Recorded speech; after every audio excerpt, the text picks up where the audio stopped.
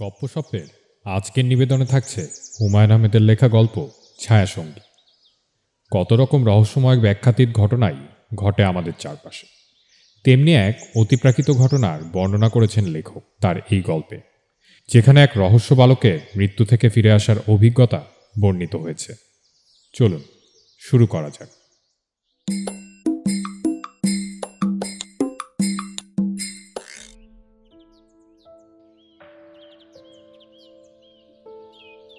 প্রতি বছর শীতের সময় ভাবি কিছুদিন গ্রামে কাটিয়ে আসব, দলবল নিয়ে যাব, হইচই করা যাবে। আমার বাচ্চারা কখনো গ্রাম দেখে, তারা খুশি হবে, পুকুরে ঝাপাঝাপি করতে পারবে। শাপলা ফুল যে শুধু মতিঝিলের সামনেই ফোটে না, অন্যান্য জায়গাতেও ফোটে, তাও সচক্ষে দেখবে। আমার বেশিরভাগ পরিকল্পনা শেষ পর্যন্ত কাজে লাগাতে পারি না।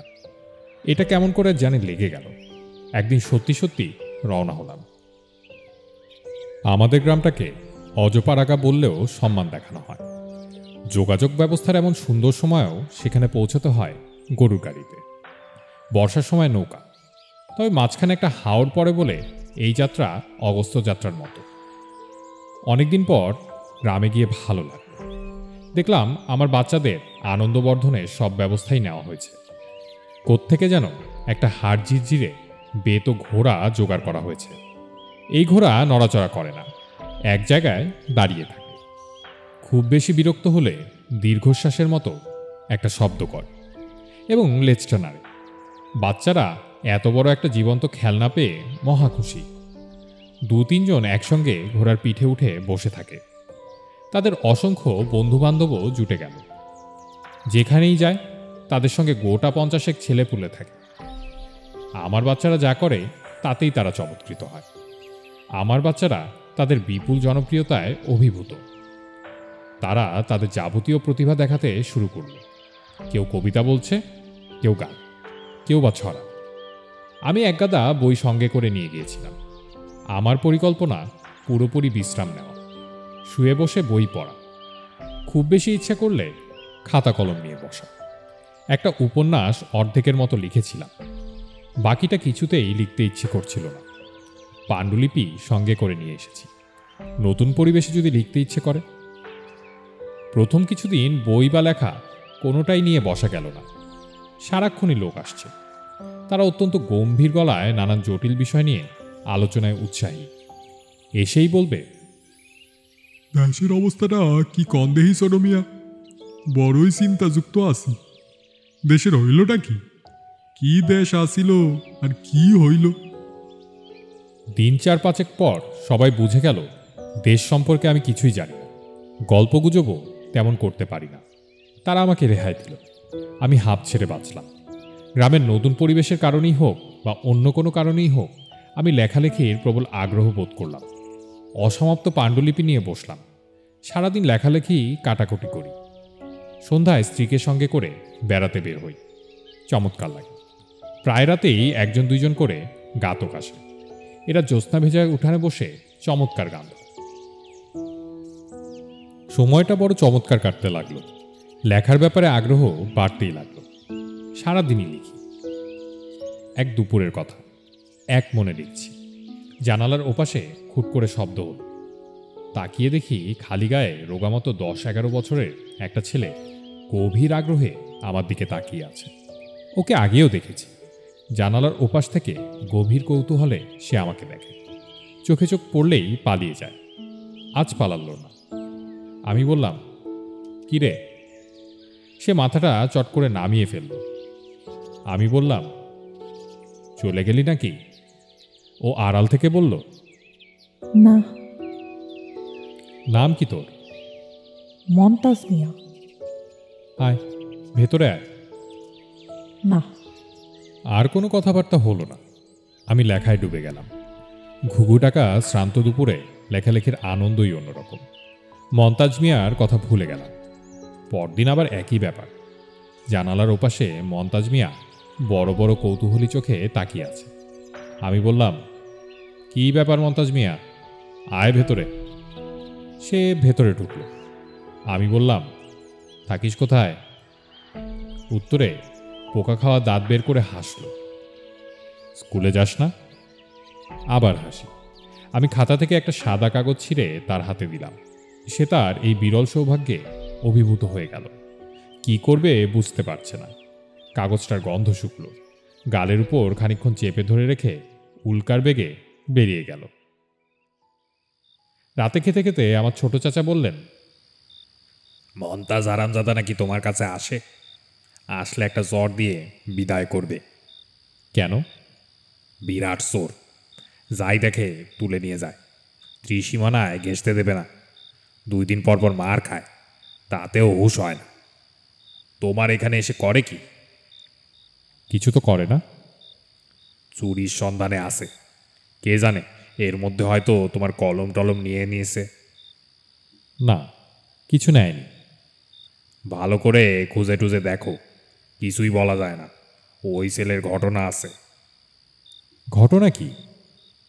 আছে, অনেক ঘটনা, বলবো এক সময়। পরদিন সকালে যথারীতি লেখালেখি শুরু করেছি। হইচই শুনে বের হয়ে এলাম। অবাক হয়ে দেখি মন্তাজ মিয়াকে 3-4 জন চ্যাংদোলা করে নিয়ে এসেছে। ছেলেটা ফুপাচ্ছে, বোঝাই যাচ্ছে প্রচণ্ড মার খেয়েছে। ঠোঁট ফেটে রক্ত পড়ছে, একদিকের গাল ফুলে আছে। আমি বললাম, কি ব্যাপার? শাস্তিদাতাদের একজন বলল, দেখেন তো, এই কলমটা আপনার কিনা? মন্তাজ হারামজাদার হাতে ছিল। দেখলাম কলমটা আমারই। 4-5 টাকা দামের বল পয়েন্ট, এমন কোনো মহার্ঘ বস্তু নয়। আমার কাছে চাইলেই দিয়ে দিতাম, চুরি করার প্রয়োজন ছিল না। মনটা একটু খারাপই হলো। বাচ্চা বয়সে ছেলেটা এমন চুরি শিখলো কেন? বড় হয়ে এ করবে কি? ভাই সাহেব, কলমটা আপনার? হ্যাঁ, তবে আমি ওটা ওকে দিয়েছি। ছেড়ে দিন, বাচ্চা ছেলে, এত মারধর করছেন কেন? মারধর করার আগে আমাকে জিজ্ঞেস করে নেবেন না? শাস্তিদাতা নির্বিকার ভঙ্গিতে বলল, এই মাইরে ওর কিছু হয় না, এইটা ওর কাছে পানি বা মাইন না খাইলে ওর ভাত হজম হয় না। মন্তাজ মিয়া বিস্মিত চোখে আমাকে দেখছে। তাকে দেখেই মনে হলো সে তার ক্ষুদ্র জীবনে এই প্রথম একজনকে দেখছে যে চুরি করার পরও তাকে চোর বলেনি। মন্তাজ মিয়া নিঃশব্দে বাকি দিনটা জানালার ওপাশে বসে রইল। অন্যদিন তার সঙ্গে 2-1টা কথাবার্তা বলি, আজ একটা কথাও বলা হলো না। মেজাজ খারাপ হয়েছিল। এই বয়সে একটা ছেলে চুরি শিখবে কেন? মন্তাজ মিয়ার যে একটা বিশেষ ঘটনা আছে তা জানলাম আমার ছোট চাচির কাছে। চুরির ঘটনারও 2 দিন পর। গ্রামের মানুষদের এই একটা অদ্ভুত ব্যাপার, কোন ঘটনা যে গুরুত্বপূর্ণ কোনটা তুচ্ছ তা এরা বুঝতে পারে না। মন্তাজ মিয়ার জীবনের এত বড় একটা ব্যাপার কেউ আমাকে এতদিন বলেনি, অথচ তুচ্ছ সব বিষয় নিয়ে অনেকবার করে শোনা হয়ে গেছে। মন্তাজ মিয়ার ঘটনাটা এই। 3 বছর আগে কার্তিক মাসের মাঝামাঝি মন্তাজ মিয়া দুপুরে প্রবল জ্বর নিয়ে বাড়ি ফেরে। সেই জ্বরের প্রকোপ এতই বেশি যে শেষ পর্যন্ত মন্তাজ মিয়ার হতদরিদ্র বাবা একজন ডাক্তারও নিয়ে এলেন। ডাক্তার আনার কিছুক্ষণের মধ্যেই মন্তাজ মিয়া মারা গেল। গ্রামে জন্ম এবং মৃত্যু দুটোই বেশ স্বাভাবিকভাবে গ্রহণ করা হয়। মন্তাজ মিয়ার মা কিছুক্ষণ চিৎকার করে কাঁদল, তার বাবাও খানিকক্ষণ। আমার পুত কই গেল রে বলে চেঁচিয়ে স্বাভাবিক হয়ে গেল। বেঁচে থাকার প্রবল সংগ্রামে তাদের লেগে থাকতে হয়। পুত্রশোকে কাতর হলে চলে না। মরা মানুষ যত তাড়াতাড়ি কবর দেওয়া হয় ততই নাকি সোয়াব, এবং কবর দিতে হয় দিনের আলো থাকতে থাকতে। কাজেই জুম্মা ঘরের পাশে বাদ আসর মন্তাজ মিয়ার কবর হয়ে গেল। সবকিছুই খুব স্বাভাবিকভাবে। অস্বাভাবিক ব্যাপারটা শুরু হলো দুপুর রাতের পর, যখন মন্তাজ মিয়ার বড় বোন রহিমা কলমাকান্দা থেকে উপস্থিত হল। কলমাকান্দা এখান থেকে 21 মাইল। এই দীর্ঘপথ একটি গর্ভবতী মহিলা পায়ে হেঁটে চলে এলো এবং বাড়িতে পা দিয়ে চেঁচিয়ে বলল, তোমরা করছো কি? মন্তাজ বাইচ্চা আছে, কবর খৈরা তারে বাইর করো, দিরং করবা না।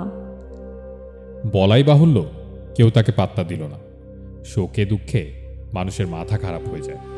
কবর দিয়ে দেওয়ার পর নিকট আত্মীয় স্বজনরা সবসময় বলে ও মনে নেয়, কিন্তু মন্তাজ মিয়ার বোন রহিমা এই ব্যাপারটা নিয়ে এতই হইচই শুরু করলো যে সবাই বাধ্য হলো মৌলানা সাহেবকে ডেকে আনতে।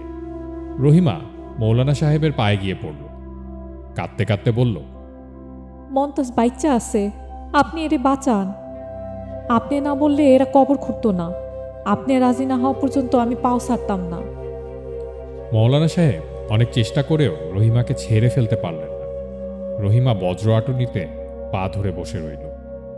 মৌলানা সাহেব বিরক্ত হয়ে বললেন, পয়সা আছে বুঝলা কেমনি?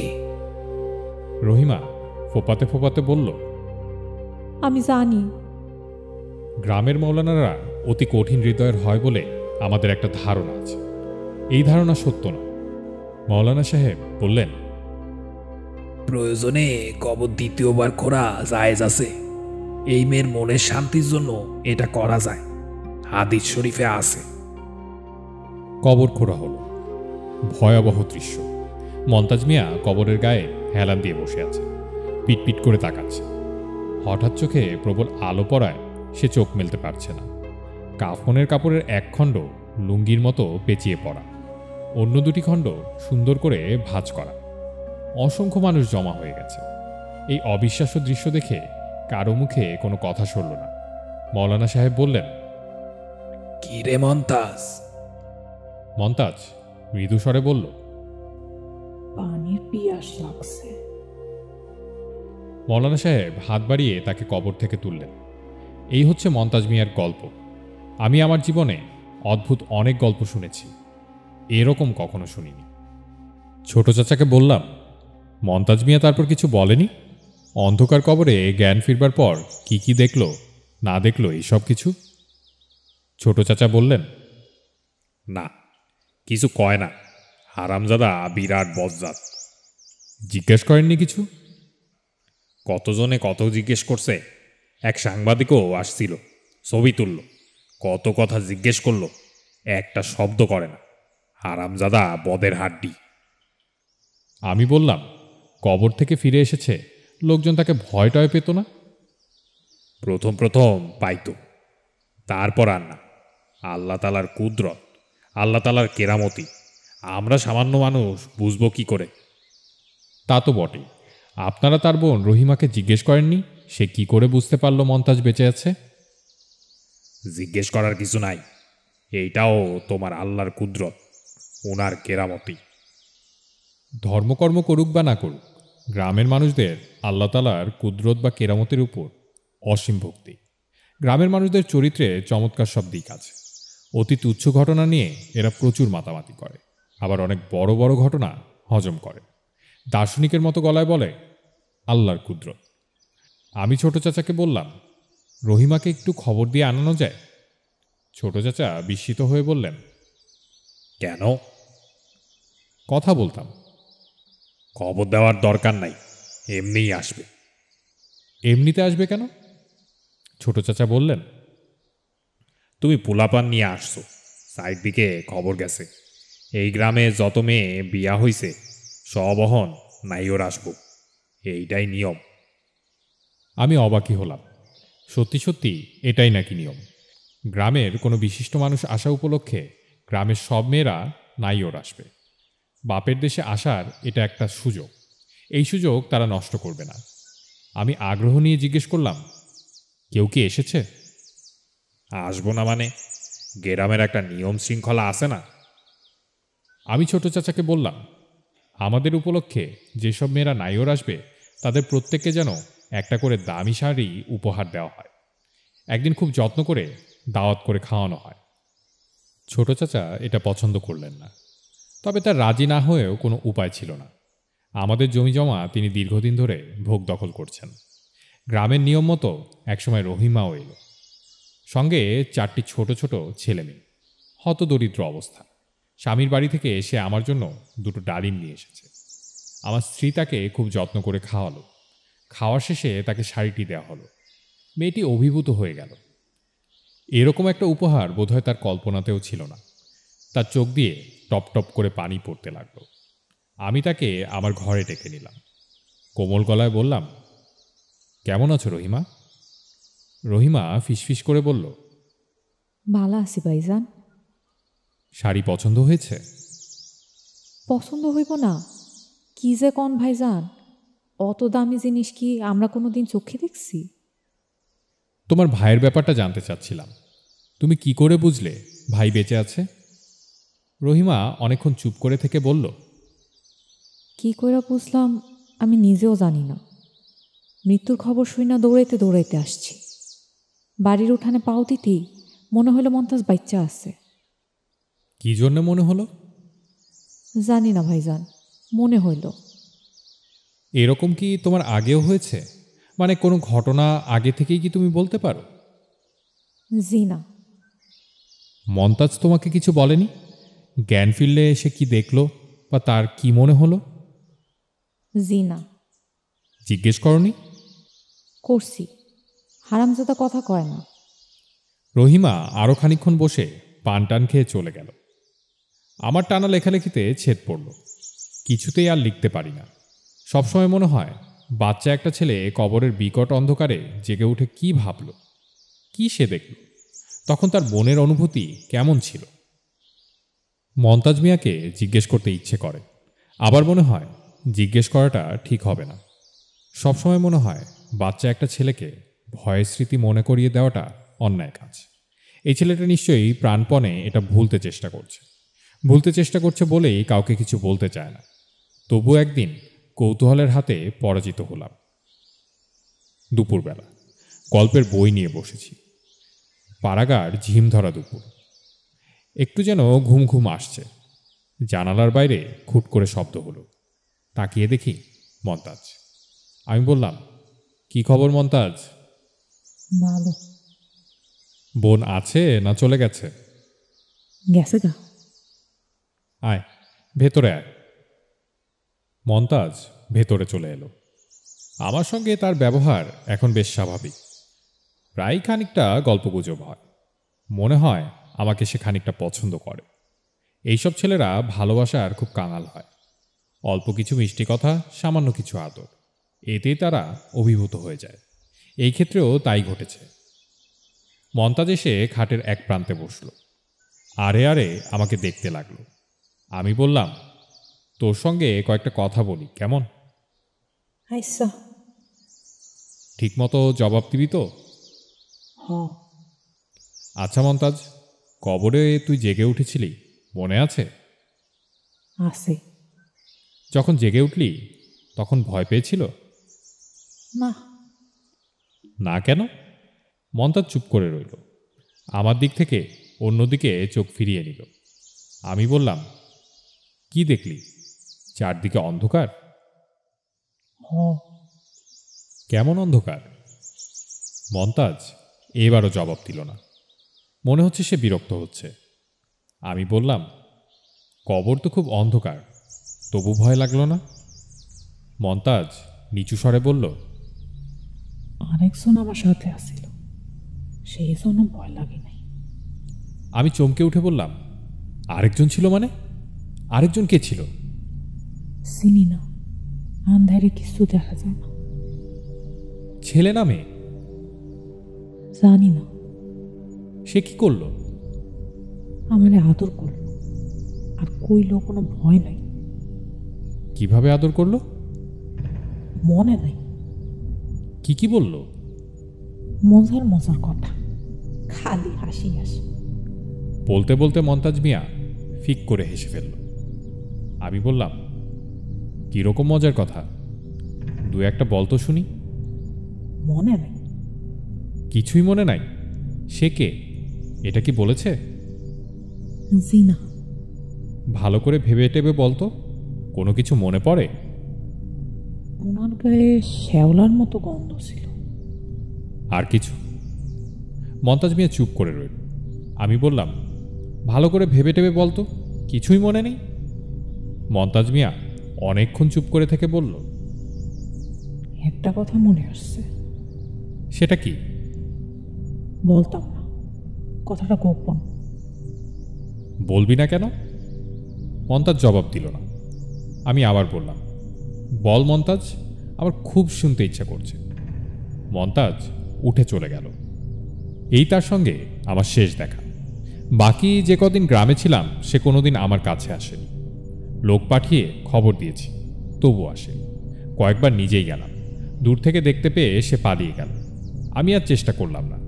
কিছু রহস্য সে তার নিজের কাছে রাখতে চায়। রাখুক, এটা তার অধিকার। এই অধিকার অনেক কষ্টে সে অর্জন করেছে। শ্যাওলাগন্ধি সেই ছায়াসঙ্গীর কথা আমরা যদি কিছু নাও জানি, তাতেও কিছু যাবে আসবে না।